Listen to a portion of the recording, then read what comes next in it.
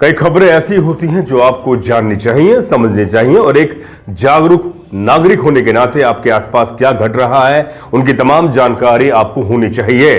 जी हां, आपको लग रहा होगा कि सत्ता आपका साथ देगी, सरकार आपके साथ आपको न्याय करेगी या न्यायालय आपको बहुत जल्दी न्याय देने की प्रक्रिया मुकम्मल करेगी। ऐसा नहीं होता। अगर आप जातीय वर्ण व्यवस्था में उच्च कोटि के हैं तो आप समझ लीजिए कि आपके लिए प्रक्रिया बहुत आसान हो सकती है। लेकिन अगर आप जातीय वर्ण व्यवस्था में आप दलित हैं, वंचित हैं और पिछड़े तबके से हैं जिसका कोई रसूख नहीं है, तो आप निश्चित मानिए कि आपको न्याय की बहुत लंबी प्रक्रिया से गुजरना होगा। चाहे आप कितने भी अपडेट हो, कितने भी पढ़े लिखे हो, कितने भी समझदार हो, कितने भी जागरूक हो।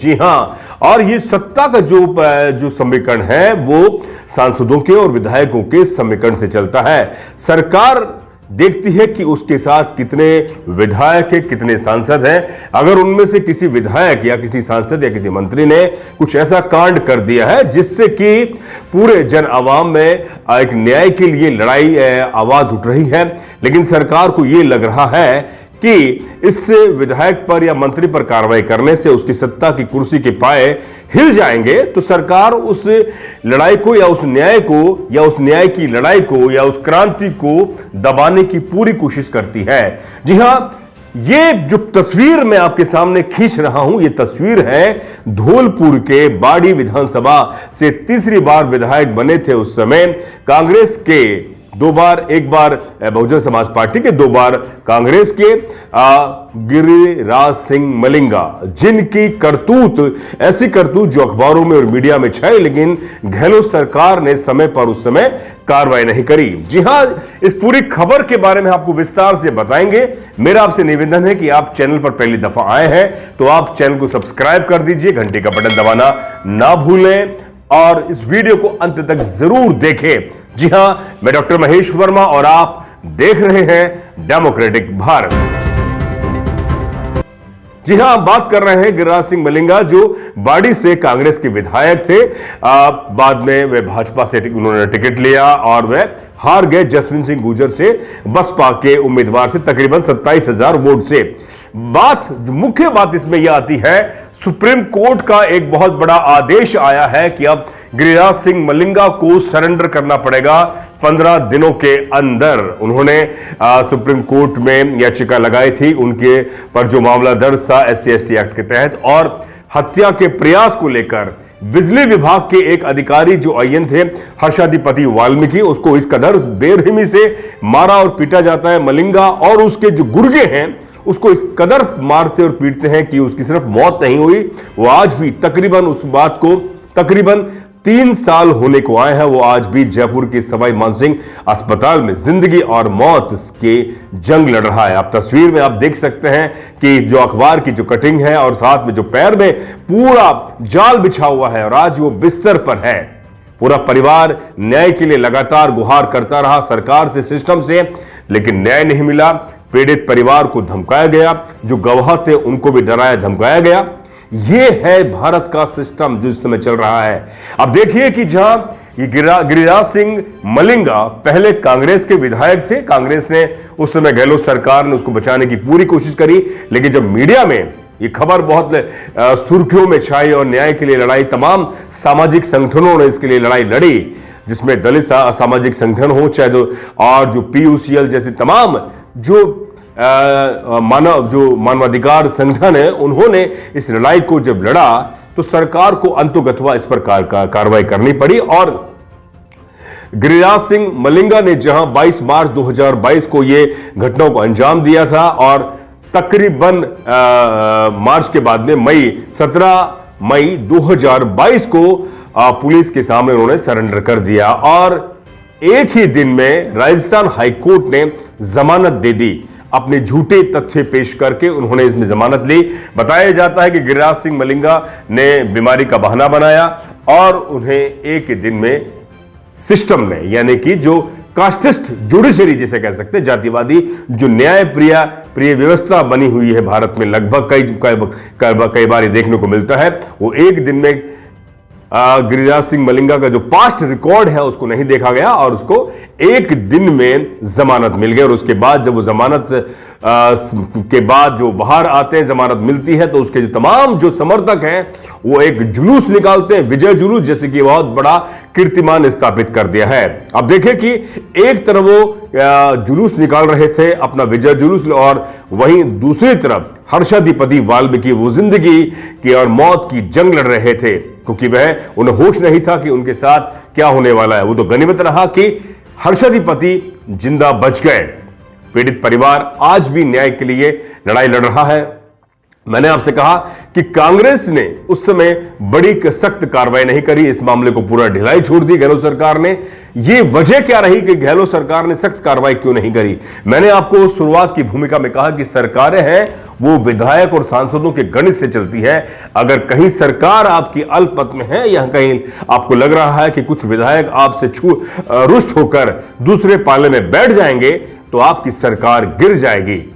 यही स्थिति गहलोत सरकार की इस बार 2018 में जो सरकार बनी, तो सचिन पायलट से उनका खींचतान शुरुआत से चलती रही, और जिसमें गिरिराज सिंह मलिंगा ने भी इसी जो पूरा घटनाक्रम था इसका फायदा उठाया, और गहलोत सरकार ने उनकी शुरुआत में किसी भी तरह की कोई सख्त कार्रवाई नहीं की। जी हां, तो ये जो प्रकरण था, क्योंकि गिरिराज सिंह मलिंगा राजपूत समुदाय से आते हैं और बाड़ी धौलपुर जो क्षेत्र है वो स्टोन माफिया, भू माफिया, बजरी माफिया, शराब माफिया, इसी के इर्द गिर्द ये तमाम जो विधायक और नेता इनमें पूरी तरह से संगठित गिरोह है, और इसी से कमाई हुई अकूत संपत्ति का वो इस्तेमाल, काले धन का इस्तेमाल इन चुनावों में करते हैं, जिसमें खरीद फरोख्त होती है। किसी नेता को बैठाना या किसी उम्मीदवार को बैठाना हो, या किसी पर रौब झाड़ना हो, या पैसों से किसी को खरीदना हो। तो भारत की जो चुनावी लोकतांत्रिक व्यवस्था है वो इस तरह की तस्वीर आप सब बिल्कुल साफ तौर पे देख सकते हैं। तमाम इसमें अखबार में आगे कटिंग, अखबार में खबरें छपती है, आर्टिकल छपते हैं का तमाम तरह की। इसमें सुप्रीम कोर्ट के भी इस पर कई बार अपना निर्णय दे चुका है कि इतने काले धन का उपयोग अगर लोकतंत्र में चुनाव में जीतने के लिए कोई उम्मीदवार कर रहा है तो वह किस तरह के संविधान में अपने संविधान सम्मत कार्य करेगा, यह तो एक बहुत बड़ा सवाल खड़ा होता है। अब देखिए कि जहां एक तरफ ही कांग्रेस के विधायक थे, और कांग्रेस के विधायक में गहलोत ने इन पर कोई बड़ी कार्रवाई नहीं करी, क्योंकि कांग्रेस की सरकार उस समय अल्पमत के दौर में अपने आप को राज कर रही थी, क्योंकि सचिन पायलट का एक बहुत बड़ा उसमें खींचातान थी। सचिन पायलट ने एक तरह से विद्रोह कर दिया था, और गहलोत समीकरण को बनाए रखने के लिए गिरिराज मलिंगा जैसे जो भू माफिया, बजरी माफिया या ये शराब माफिया तबके के जो अपने आप को रसूखदार बाहुबली नेता हैं, उनके खिलाफ कोई बड़ी कार्रवाई नहीं कर पाई। जब आप देखिए कि इसके बाद एक बड़ी कार्रवाई होती है, सरकार इस पर एक सख्त दबाव, सरकार पर दबाव पड़ता है, तो सरकार उन पर एक दबाव डालकर वो डालने के बाद गिरिराज सिंह मलिंगा सरेंडर कर देते हैं, और एक दिन में उनको जमानत मिल जाती है।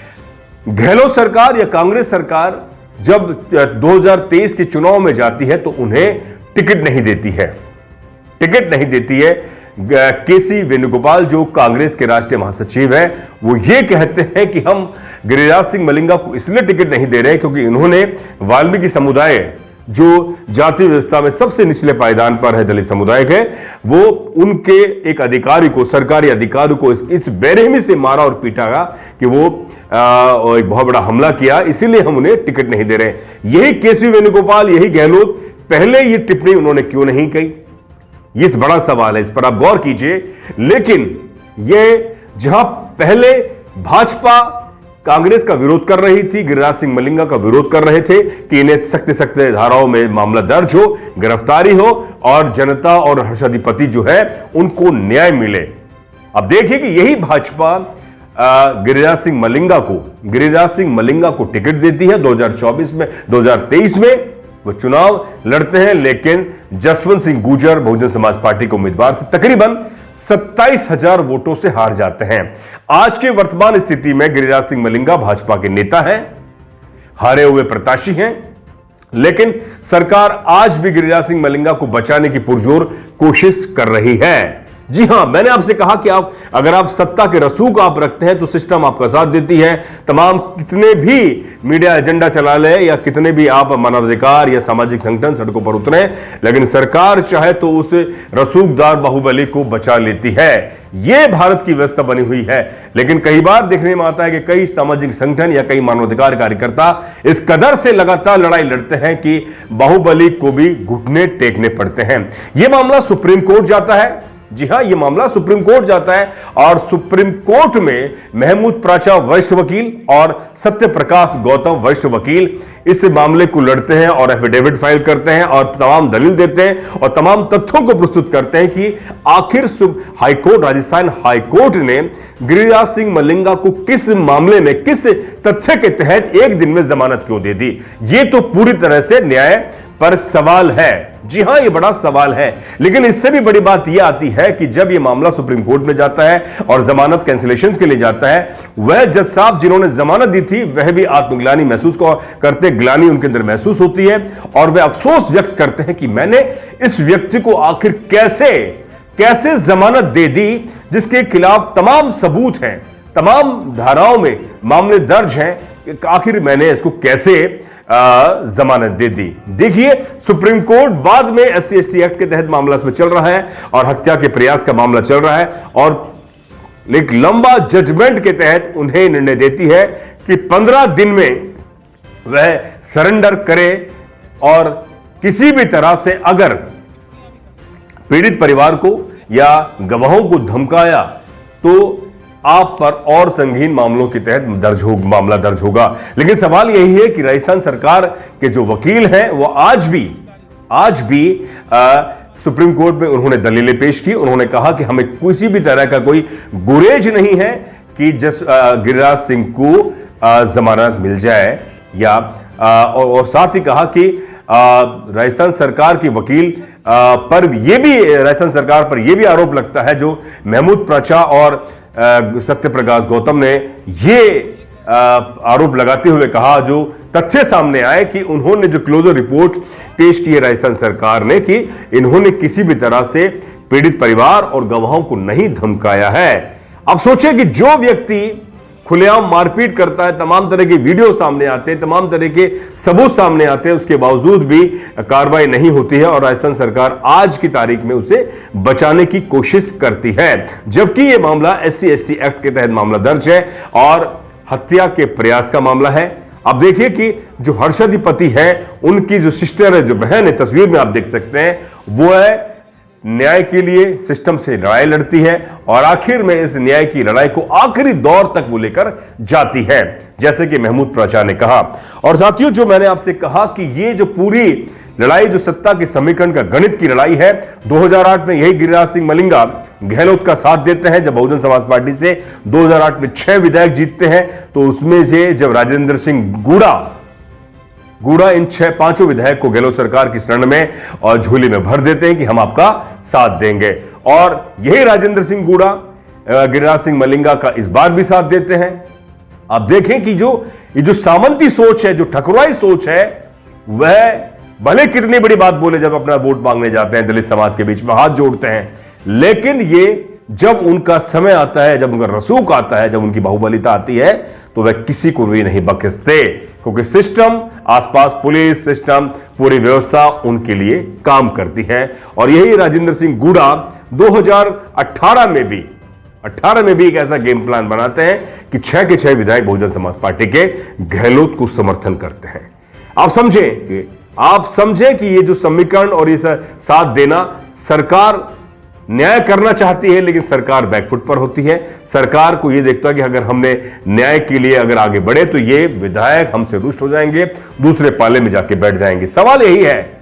लेकिन अब बात यह है कि इस समय भाजपा पर पूर्ण बहुमत है, भाजपा सरकार में है, भले उसके विधायक जो विधायक भी नहीं है उसके टिकट से चुनाव लड़ा, आखिर उसको क्यों संरक्षण दे रही है, क्यों उसके लिए लड़ाई लड़ रही है, जबकि उसके खिलाफ तमाम सबूत हैं। जहां सत्य प्रकाश गौतम और महमूद प्राचा कहते हैं कि राजस्थान सरकार के खिलाफ भी हम मामला दर्ज करेंगे, उसके खिलाफ भी हम सुप्रीम कोर्ट में लड़ाई लड़ेंगे, जो आज भी हर सदीपति को ना तो सुरक्षा ढंग से दे पा रही है, ना उसको न्याय के लिए जो एक मुकम्मल लड़ाई होनी चाहिए वो नहीं कर पा रही है, और एक ऐसे व्यक्ति के साथ राजस्थान सरकार खड़ी है जो हमलावर है, जिसने हत्या का प्रयास किया। SC/ST एक्ट के तहत मामला दर्ज है। जो गरीब है वो सिर्फ और सिर्फ मुख दर्शक बन के रह जाता है। बाड़ी विधानसभा में जैसे कि मैंने तमाम खबरें मैंने खंगोली, तो वहां पर तकरीबन 50,000 से भी ज्यादा दलित हैं और 15,000 के आसपास ठाकुर समुदाय है और लगभग 30,000 के आसपास गुर्जर समुदाय है। कुशवा भी लगभग वहां पे 30,000 है। लेकिन सत्ता और पैसा, भूमाफिया, स्टोन माफिया, तमाम जो काली कमाई का है वह वो चुनाव में खर्च करते हैं और वह चुनाव जीत कर आते हैं और वह सरकार या पार्टियों को अपना समर्थन देते हैं, और यही इनके लिए रसूख बनता है और यही उनके लिए बाहुबलिता बनती है और यही उनको एक ठसका देती है अपराध करने के लिए। तो सवाल यही है, जब ये अपराध ही कर रहे हैं तो ये सिस्टम कहा जा रहा है। ये जजमेंट जो सुप्रीम कोर्ट लगातार ये निर्णय देती है कि जो अपराधी हैं उनको टिकट ना दिया जाए, लेकिन राजनीतिक पार्टियां तमाम तरह की वादे करती हैं, लेकिन उसके बाद भी इन जैसे अपराधियों को, इन जैसे आरोपियों को या अपराधियों को टिकट देकर अपना समीकरण को बनाकर रखना चाहती है। वह सुप्रीम कोर्ट के वकील महमूद प्राचार सत्यप्रकाश गौतम का साफ कहना है कि जहां सुप्रीम कोर्ट सख्त हो रही है, लेकिन सरकार, राजस्थान सरकार गिरिराज सिंह मलिंगा को किसी भी सूरत में बचाना चाहती है। यही बड़ा सवाल है कि जब सरकारें बचाएंगी इन तरह के आरोपियों को, तो जनता को कैसे विश्वास होगा सुप्रीम कोर्ट पर, हाई कोर्ट पर, या पूरी न्याय व्यवस्था पर, या सरकार पर, या पूरी पुलिस या तंत्र पर, या भारत के संविधान पर, या इस लोकतांत्रिक व्यवस्था पर। यही सवाल है। गरीब है जो लंबी लड़ाई लड़ता है, अपने न्याय के लिए पूरी जिंदगी खपा देता है, लेकिन जो भूमाफिया है, जो अपराधी हैं, जो इस तरह का संगठित गिरोह करते हैं, वह और ज्यादा फल फूल रहे हैं। साथियों, इस मुद्दे पर आपकी क्या राय है आप जरूर लिखकर भेजें। हमारे चैनल को आप सब्सक्राइब करो, इस वीडियो को ज्यादा से ज्यादा शेयर करें। हमारा ट्विटर हैंडल है डेमोक्रेटिक भार 1 चैनल का, और मेरा जो ट्विटर हैंडल है MK वर्मा 2007, आप जरूर फॉलो करें। हमारा फेसबुक आईडी है डॉक्टर महेश वर्मा, उसको भी आप फॉलो कर सकते हैं। मेरा आपसे निवेदन है कि आप चैनल को आर्थिक मदद करते हैं तो हमें और बेहतर पत्रकारिता करने के लिए हमें ताकत मिलती रहेगी। दीजिए इजाजत, बहुत बहुत शुक्रिया। जय भीम, जय भारत, जय जोहार, जय संविधान।